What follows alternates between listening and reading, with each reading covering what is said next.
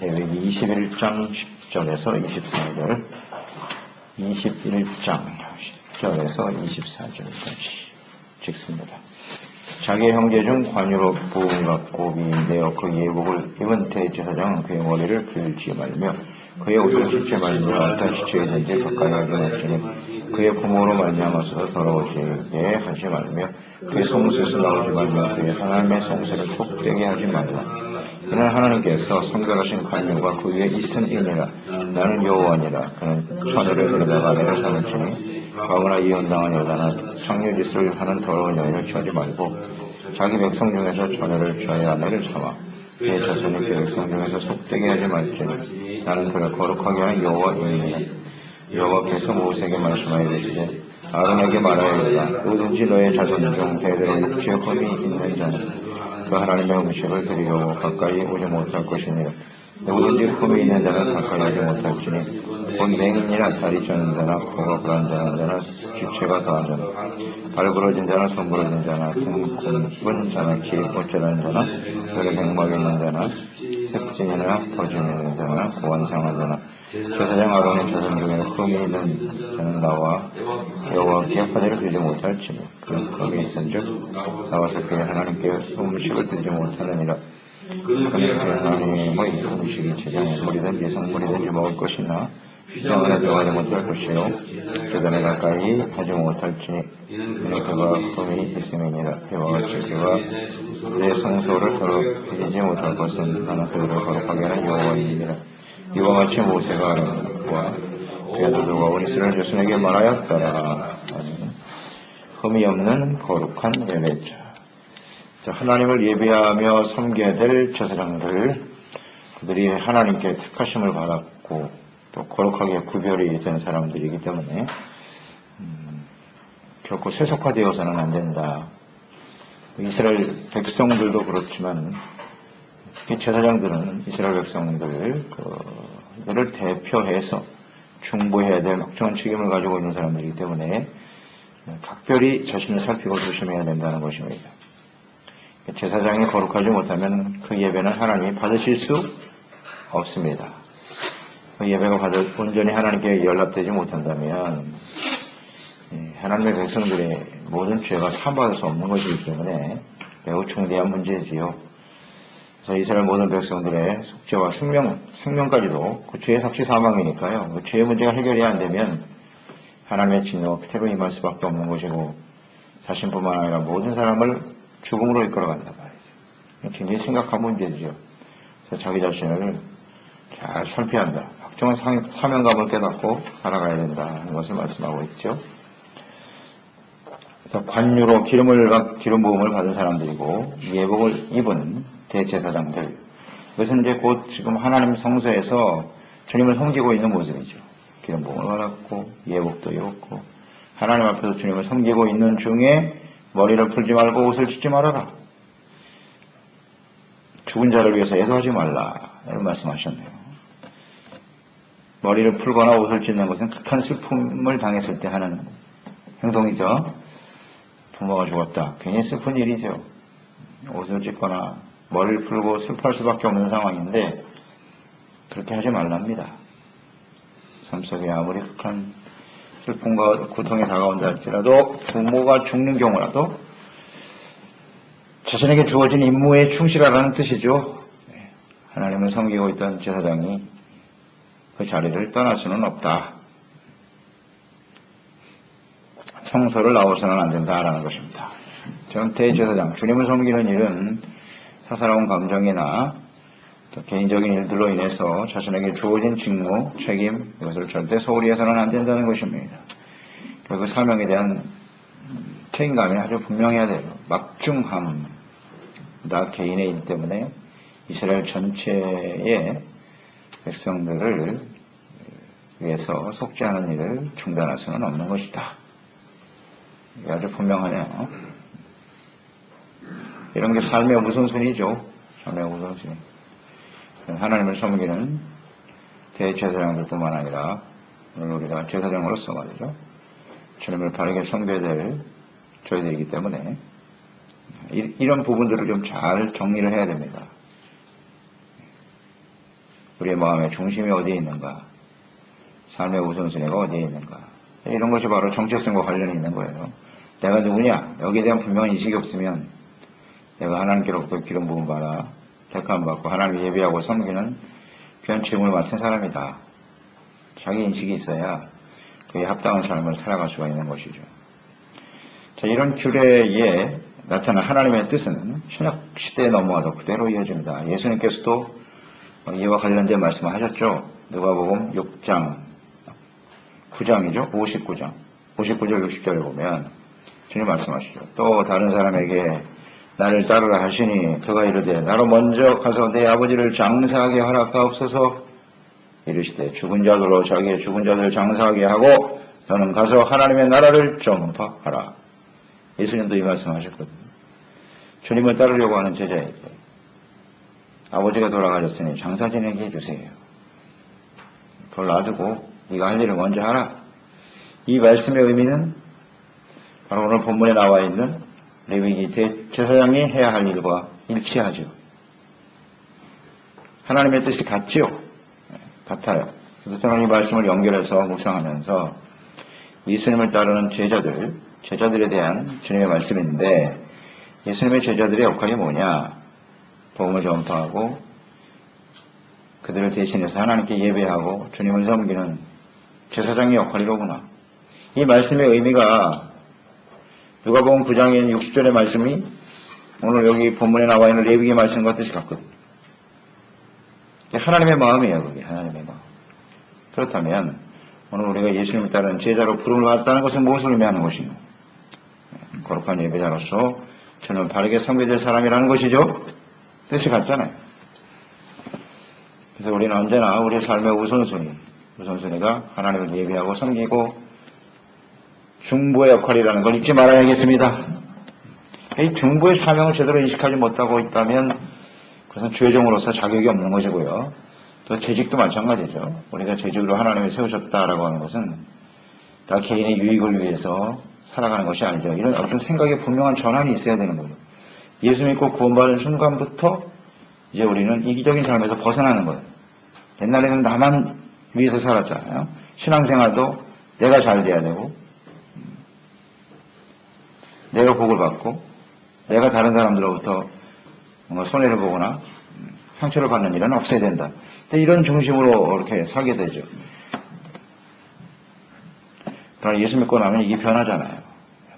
그런데 아직도 내가 내 감정, 내 상처, 내 기분 이것만 계속 가지고 있다면 우리는 근본적인 질문이 필요하죠. 그 사람이 정말 거듭난 사람이 맞나? 하나님의 자녀가 맞는가? 자기만을 생각합니다. 특히 하나님 앞에 부름받은 죄종들과 재직들은 더더욱 그렇죠. 신앙의 연륜이 이미 어느 정도 있으니까 그 정도 위치에 왔을 것이고 그리고 하나님의 말씀을 충분히 들어서 알기 때문에 하나님께 일단 부르신 사람들이죠. 기름을 부었다 하겠죠. 거룩하게 구별하여 하나님을 섬기도록 하나님이 세우셨다면 이제 그에 합당한 삶을 살아야죠. 정체성, 우리는 그리스도의 일꾼이다. 종으로서 부름을 받았으니까 주인의 뜻에 순종하고 따르는 것이 우리의 삶의 중심이 되어지는 특별한 상황들은 얼마든지 있을 수 있지만은 그러나 삶의 그 중심 자체가 하나님이 나라와 의를 구하는 것이 우선이냐 아니면 여전히 자신의 삶의 중심이 되는가 이런 걸 우리가 잘 생각해 봐야겠죠. 합당하지 않다. 내가 아니라 나를 통해서 교회와 우리 성도들이 어떻게 될 것인가 여기에 항상 초점을 두고 사는 그런 사람인지 아닌지 잘 묵상해보면 알 수 있겠죠. 자기 자신도 알아요. 내가 어디에 중심을 두고 있는지 어떤 것이 우선순위인지 하나님은 물론 아시겠고 그래서 이제 자기 중심은 좀 벗어나고요. 하나님 주신 사명과 주님의 교회와 시체들을 위해서 구원받은 영혼들을 위해서 우리 주어진 자리에 헌신하는 종들이 되었으면 좋겠죠. 사사로운 감정이나 자신의 일에 의해서 개인적인 일에 의해서 주신 상명을 망각하는 일은 있어서 안 된다. 분명히 말씀하고 계시네요.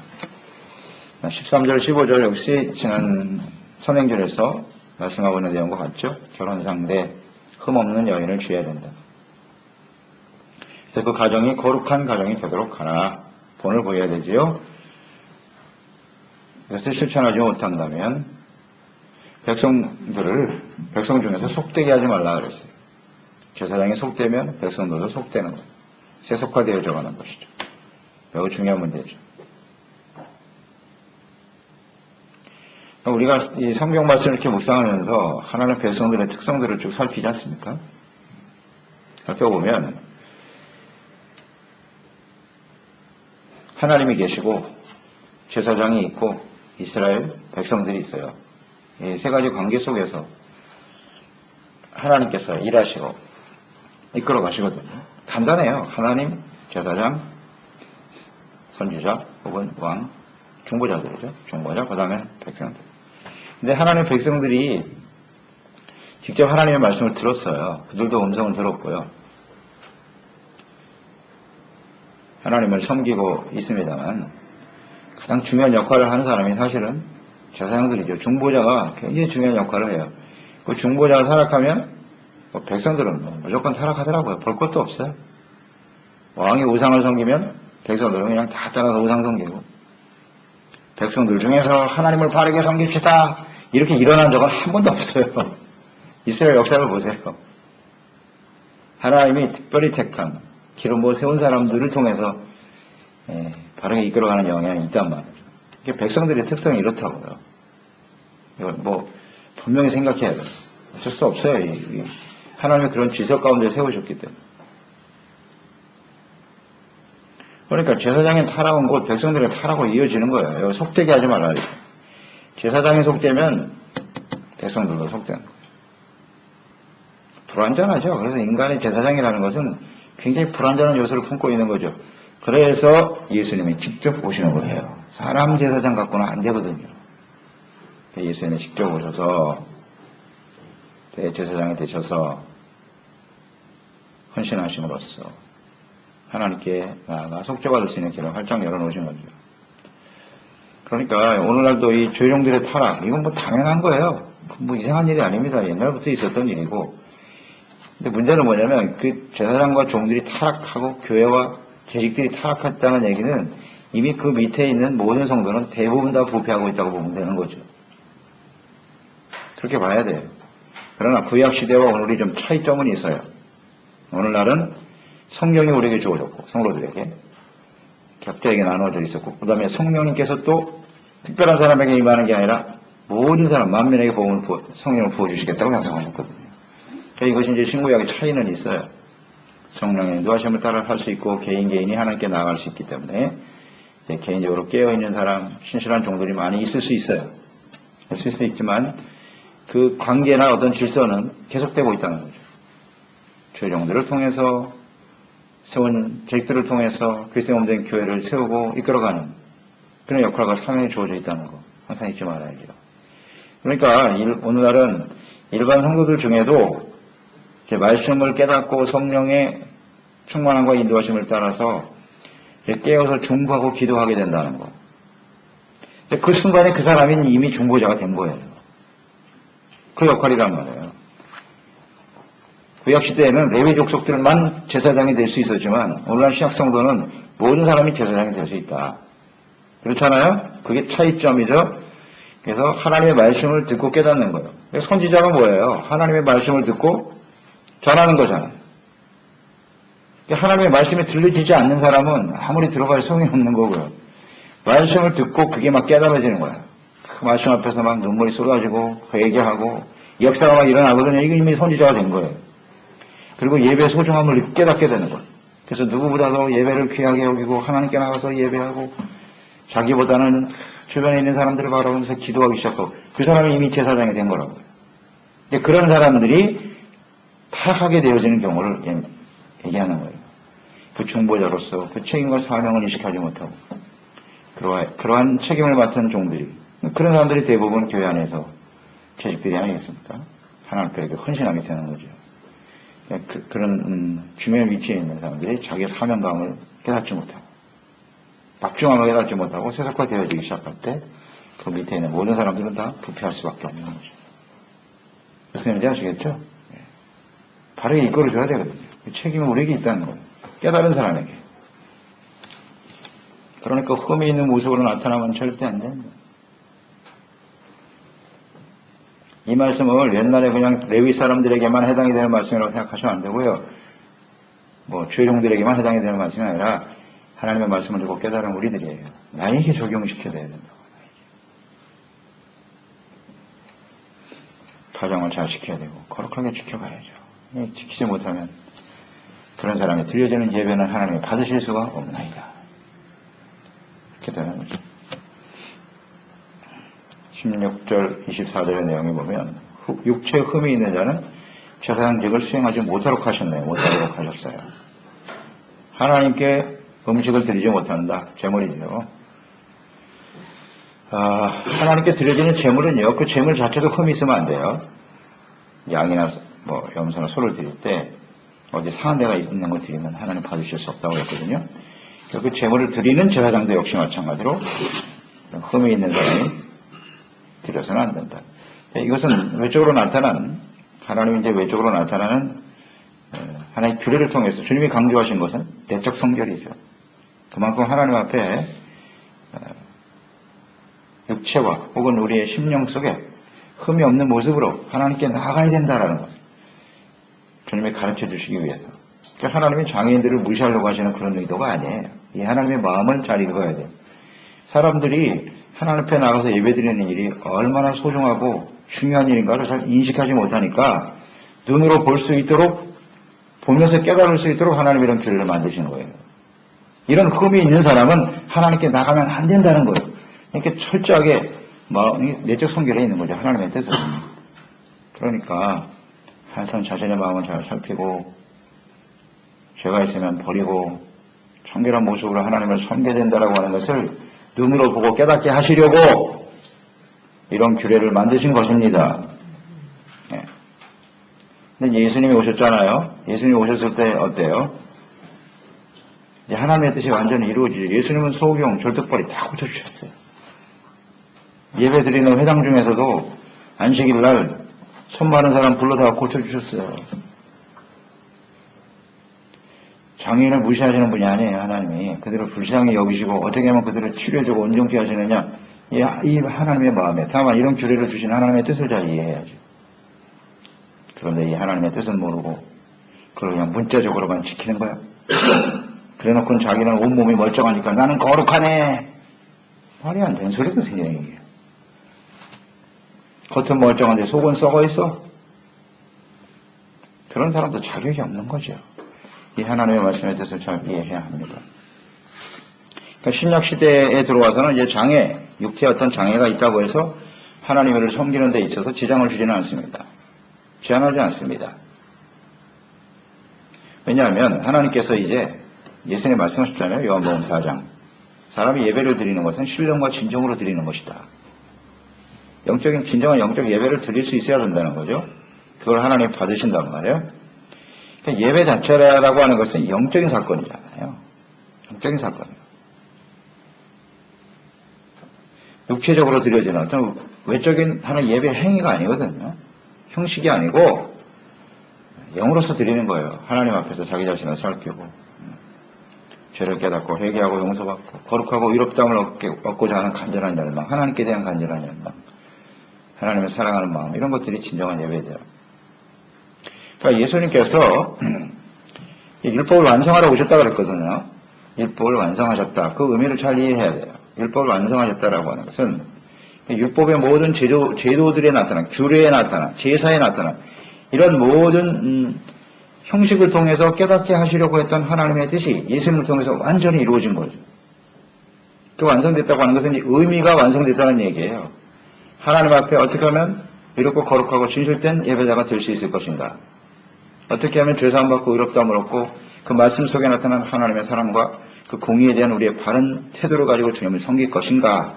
이것이 예수님을 십자가에 자신의 몸을 제물로 드리심으로써 모든 제사의 규례는 종식된 것이고 형식은 없어졌으나 내용이 완성됐단 말이에요. 하나님을 진심으로 사랑함으로 주님을 섬기게 된다는 거죠.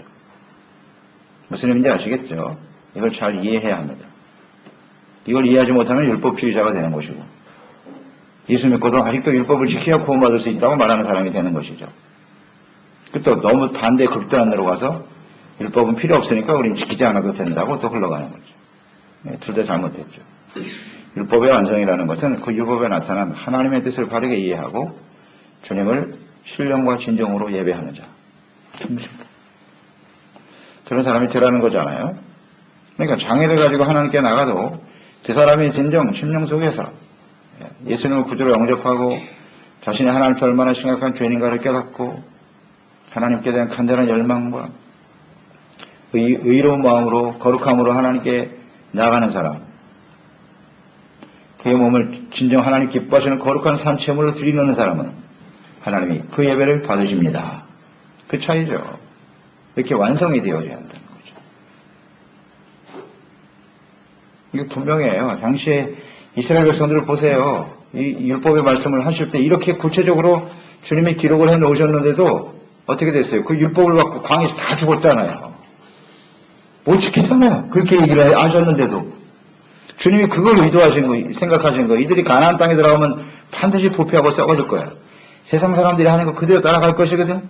그러니까 이렇게 조목조목 이런 모습으로 가지면 안 돼. 정말 어린아이죠. 그 애굽에서 이제 막 나온 사람들은 어린아이와 같은 거예요. 그러니까 이렇게 구체적으로 율법에 열거하면서 하나님의 뜻, 시청과 교육이죠, 말하자면. 눈으로 보면서 그 의미가 뭔지 알겠지. 근데 이제 예수님이 오실 때는 이 모든 의미가 정확하게 이해가 되고 완성이 된다는 뜻이에요. 그렇죠? 느낄 수 있잖아요. 근데 이 하나님의 의도를 이해하지 못하고 그냥 형식만 추구하고 있네. 모양만 따르고 있고 나는 온몸이 멀쩡하니까 나는 거룩한 사람이야. 하나님께 예배드릴 수 있어. 이런 어리석은 사람들이. 무슨 뜻인지 우리는 잘 이해를 해야 돼요. 그래서 예수님도 이 말씀을 잘 하셨죠. 아주 구체적으로 이제 말씀을 하셨는데 그 내용이 이제 뭐냐면 마태복음 5장 29절 30절이죠. 만일 내 오른눈이 너로 슈쩍하게 하거든 빼어버려. 내 백체 중에 하나가 없어지고 온몸이 지옥에 던지지 않는 것이 훨씬 더 유익하지 않겠냐? 눈 빼고 천국 간답니다. 또 만일 내 오른손이 너로 슈쩍하게 되면 찍어버려. 탈 하나 없이 천국 가는 게 낫지 온몸 멀쩡해서 죄를 짓는 것보다. 이 말씀의 의미를 여기서 아주 정확하게 정리해 놓으신 거죠. 그래요. 장애가 있다고 해서 천국 못 가는 거 아니에요. 하나님 바르게 섬길 수 없지 않다는 거. 그 하나님의 뜻이 분명하네. 온몸이 멀쩡하다고. 그리고 나는 죄악 가운데 속은 썩어 있고 그런 사람이 예배자가 될 수 있느냐? 그렇지 않다는 거죠. 차라리 죄를 짓는 손을 끊어버리고 자꾸 죄짓게 하는 눈을 하나 빼놓고 하나님께 진정한 예배를 드릴 수 있다면 그 사람이 진정한 예배자가 아니겠냐며? 이 하나님 뜻이죠. 이걸 제대로 이해해야 되죠. 그래서 우리는 하나님 앞에 부름받은 제사장과 또 주님을 섬겨서 예배자로서 주님께서 어떤 것을 원하시는지 주님의 뜻이 어디에 있는지를 똑바로 이해하고 형식에 치우치는 사람이 되지 말고 마음 중심으로 거룩함과 진실함, 정말 흠이 없는 우리의 심령 속에 흠이 없는 예배자가 될 수 있도록 힘써야 되지요. 그래야 우리가 잘 돼야 바른 예배자가 돼야 늘 말씀드리지만 가족도 사는 거고